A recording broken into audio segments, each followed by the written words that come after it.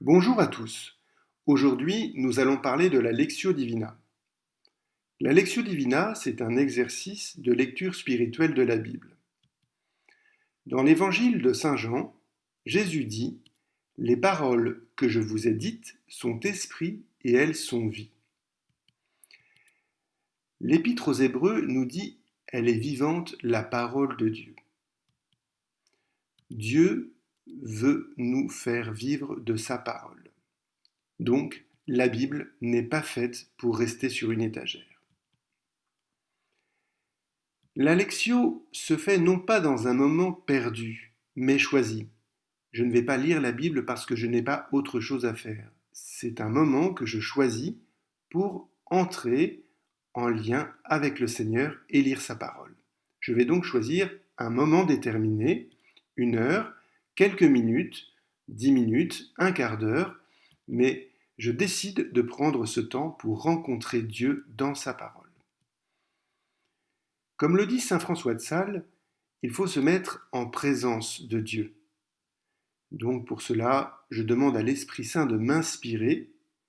Je peux m'aider de moyens matériels en y mettant par exemple une bougie sur la table à côté de la Bible pour m'aider à prier.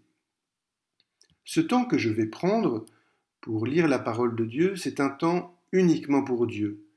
Donc tout ce qui est du domaine du portable que je peux couper ou des courses que j'aurai à faire ou d'autres choses, eh bien je décide de ne pas m'en occuper pour rester seul avec le Seigneur et sa parole.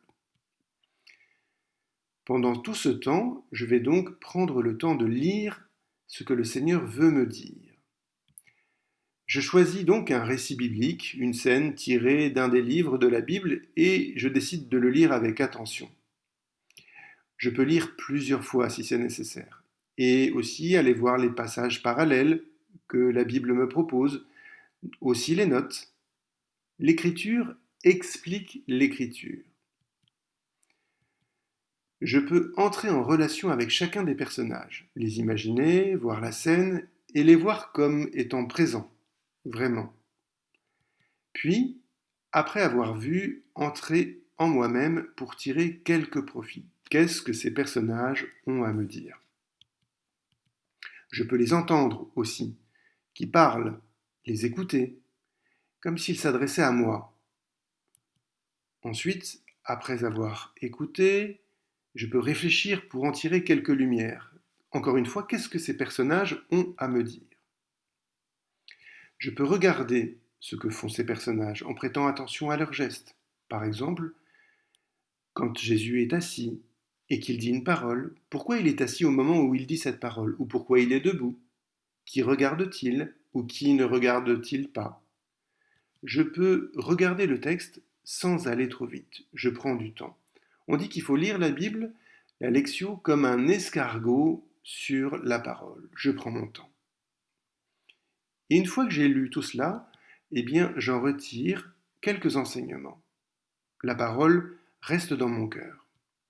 Et une fois que cette parole est restée dans mon cœur, je peux, après avoir ainsi contemplé la scène évangélique, conclure ma prière en faisant un dialogue avec Jésus. On peut parler de colloque.